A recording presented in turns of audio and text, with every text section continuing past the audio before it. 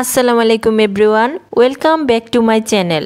আমি আজকে কাঁচা চাল তেলে ভেজে দুর্দান্ত স্বাদের মুচমুচে মুখরোচক একটি রেসিপি তৈরি করে দেখাবো। চাল ভাজা যে এত মজা, এই রেসিপিটি যদি ট্রাই না করেন তাহলে কিন্তু আফসোস থেকে যাবে। চলুন তাহলে দেখে নেওয়া যাক রেসিপিটি আমি কিভাবে তৈরি করছি। তো রেসিপিটি তৈরি করার জন্য এখানে দেখতেই পাচ্ছেন বন্ধুরা, আমি এক বাটি চাল নিয়ে নিয়েছি। এই চালটা অবশ্য আমি ভাতের যে চাল আমরা রেগুলার যে ভাত খাই সে চালটাই নিয়েছি। তবে বন্ধুরা, এখানে যদি আপনারা বাসমতি চাল ইউজ করেন তাতেও কোনো অসুবিধা নেই, রেসিপিটি খেতে আরও দুর্দান্ত হবে। চালটাকে আমি খুব ভালোভাবে ধুয়ে পরিষ্কার করে ফ্যানের বাতাসে শুকিয়ে নিয়েছি। এখন বাটি থেকে চালগুলো একটা পাত্রে ঢেলে নিচ্ছি।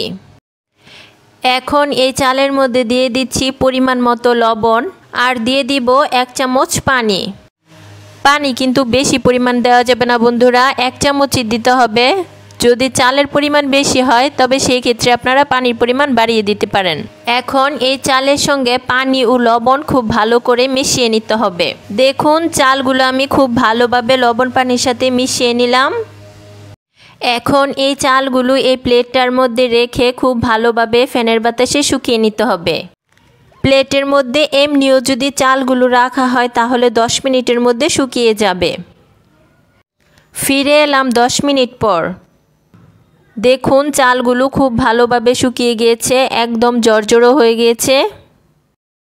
এখন এই চালগুলো অন্য একটা বাটিতে তুলে নিচ্ছি। এখন আমি এই চালগুলো ভেজে নেব। চালগুলো ভাজার জন্য চুলায় একটা প্যানে বেশ পরিমাণ তেল নিয়ে নিয়েছি। এখন এই তেলটা আমি খুব ভালো করে গরম করে নেব। দেখুন তেলটা আমি খুব ভালো করে গরম করে নিয়েছি। আর বন্ধুরা, এই তেলটা কিন্তু খুব ভালো করে গ্যাসের হাই ফ্লেমে গরম করে নিতে হবে। তেল খুব ভালোভাবে গরম করে নেওয়ার পর গ্যাসের ফ্লেমটা মিডিয়ামে দিয়ে এই চালগুলো অল্প অল্প করে দিয়ে ভেজে নিতে হবে। দেখুন এই চালগুলো তেলে দেওয়া মাত্রই কি সুন্দর ভাজা হয়ে যাচ্ছে। এই চালগুলো ভাজা হতে খুব বেশি সময় লাগে না, 2 থেকে 3 সেকেন্ডের মধ্যে ভাজা হয়ে যায়। অতিরিক্ত 5 সেকেন্ডের মতো লাগতে পারে চালগুলো ভাজা হতে। দেখুন চালগুলো তেলে দেওয়ার সঙ্গে সঙ্গে কি সুন্দর ফুলে উঠলো।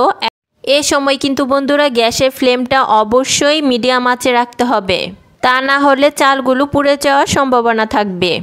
চালগুলো খুব ভালোভাবে ভাজা হয়ে গিয়েছে। এখন একটা চালনির সাহায্যে একটু নাড়াচাড়া করে খুব ভালোভাবে তেল ঝরিয়ে তুলে নিচ্ছি। একটা পাত্রে একটি পেপার বিছিয়ে আমি তাতে এই চাল ভাজাগুলো তুলে নিচ্ছি যেন অতিরিক্ত তেলটা টেনে নেয়। সবগুলো চাল ভাজা হয়ে গিয়েছে, এখন আমি ছাঁকনির সাহায্যে তুলে নিয়েছি। একইভাবে আমি বাকি চালগুলো তেলে দিয়ে দিব। এ পর্যায়ে তেলটা যদি বেশি গরম হয়ে যায় তাহলে গ্যাসের ফ্লেমটা কিন্তু কমিয়ে দিতে হবে। চালগুলো ভাজতে কিন্তু খুব বেশি সময় লাগে না, খুব অল্প সময়ের মধ্যে চালগুলো ভাজা হয়ে যায়।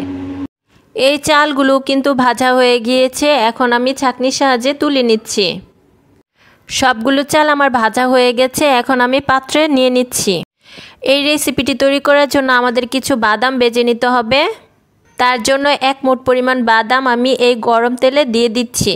বাদামগুলো খুব বেশি পুড়িয়ে ফেলা যাবে না, অল্প একটু নাড়াচাড়া করে তেল থেকে তুলে নিতে হবে। দেখুন বাদামগুলো ভাজা হয়ে গিয়েছে, এখন আমি ছাঁকনির সাহায্যে বাদামগুলো তুলে নিচ্ছি। আর বন্ধুরা, চাল ভাজার মধ্যে যদি একটু বাদাম ভেজে দেওয়া যায় তাহলে খেতে কিন্তু দুর্দান্ত লাগে। দেখুন বন্ধুরা, বাদামটা কিন্তু ভাজা হয়ে গিয়েছে, এখন আমি তেল ছড়িয়ে তুলে নিচ্ছি। এখন একই তেলে আমি ভেজে নেব অল্প কিছু পরিমাণ বিলাতি ধনেপাতা। আপনারা চাইলে এখানে চিকন ধনেপাতা যেটা আছে সেটাও কিন্তু ব্যবহার করতে পারেন। আবার হাতের কাছে যদি কারি পাতা থাকে তাহলে ওটা দিলে তো আর কথাই নেই, খেতে আরও দুর্দান্ত লাগবে। ধনেপাতাটা তেলের মধ্যে দিলে প্রচুর পরিমাণ ছিটতে থাকে, তার জন্য অল্প অল্প করে দিয়ে ছাঁকনির মধ্যে আমি ভেজে নিচ্ছি। ধনেপাতাটাও আমার ভাজা হয়ে গিয়েছে, এখন আমি তুলে নিচ্ছি। রেসিপিটি তৈরি করার জন্য আমার সব কিছু ভাজা হয়ে গিয়েছে। এখন আমি এই চাল ভাজাগুলো একটা প্লেটে নিয়ে নিচ্ছি। চালগুলো ভেজে যদি এরকম পেপার কিংবা টিস্যু পেপারে রাখা হয় তাহলে দেখবেন অবশিষ্ট তেলটা টেনে নেবে। দেখুন এখন এই চাল ভাজার মধ্যে আমি দিয়ে দিচ্ছি সেই বেজে রাখা বাদাম আর দিয়ে দিচ্ছি সেই বেজে রাখা ধনেপাতা। চাল ভাজা, বাদাম ভাজা, ধনেপাতা ভাজা একসাথে মিশিয়ে খেতে কিন্তু দারুণ লাগে। আর বন্ধুরা বিকেলে চা কিংবা কফির সাথে খেতেও কিন্তু ভীষণ ভালো লাগে। বন্ধুরা অবশ্যই কিন্তু বাড়িতে একবার ট্রাই করে কমেন্ট বক্সে জানাবেন কেমন হয়েছে রেসিপিটি। তো বন্ধুরা ভিডিওটি যদি আপনাদের ভালো লেগে থাকে তাহলে একটি লাইক ও শেয়ার করে দিবেন আর কমেন্ট করতে কিন্তু ভুলবেন না। আশা করছি আজকের রেসিপিটি ভালো লেগেছে। ধন্যবাদ সবাইকে। আল্লাহ হাফেজ।